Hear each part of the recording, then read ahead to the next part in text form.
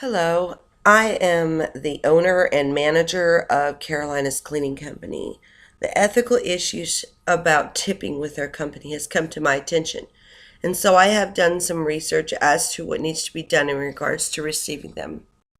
Tips are not a need but a privilege here at our cleaning company, even though they are not considered a literal gift. Some companies allow tips and some do not allow them. When they are allowed, the worker is noticed but has to be accountable for them and treat them like income as well. It is considered a bonus, but it can be rejected by the worker if he or she feels like they don't want that added pressure. Knowing something doesn't always mean that knowledge that one knows is being used accurately. The crew we send out are in groups of two or more, depending on the size of the cleaning job.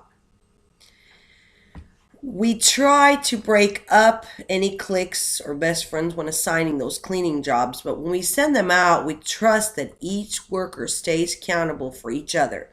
If anyone fails to report something to the office concerning tips received, there can be immediate punishment. Tips are given out of gratitude, not generosity, and it's a definite privilege for our team to receive them and not a need. The team should never make the client feel obligated to tip, but tips are welcome here. The clients who do tip with the expected percentage of tipping for a cleaning job is never really recognized like the one who really tips well or one who doesn't at all. It's a definite successful outcome for that client, though, if he or she tips 4 times because they receive free cleaning. There are 3 categories tips fall under when it involves how the tips are being treated. Tip pooling is when and how those tips are being divided up within the crew. And when it comes to the manager benefits from the crew with their tips. It's when the tip credit comes into play. It works around the minimum wage being allowed to be lowered to sub-minimum wage, less than half, and the manager has control of some of the tips. And then the last one's the service charge, and it's the extra charges on labor to the client than the manager can collect. Tipping runs on different scales in the amounts of the price and value for the labor produced in our sessions.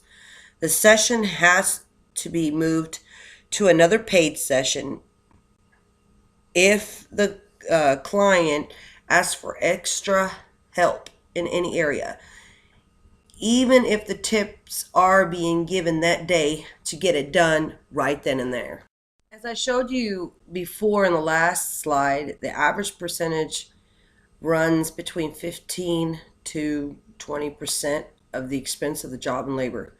As you see in this chart, it's more personal for home and offices, and the tipping tends to be 20% or more due to the detail work that is performed, unlike those of the hotel and other jobs like taxi or limo drivers. It is very important for all tips over $20 a month to be reported to the IRS. It is punishable by law if we don't make sure that our crew claims the tips received and document them monthly. If this is not done and completed correctly, termination could be taking place for our employees. Just like most things, there is a cycle which keeps life going continuously. You give, you receive. Our company gives back, and using incentives really help us. What makes us successful as a company is going beyond what is expected of us. To sum up and conclude what I've introduced about the ethical standpoint of tipping, tipping is a big motivator for our crew as well as our clients, but should also be considered as part of the expenses of the job performed. Thank you.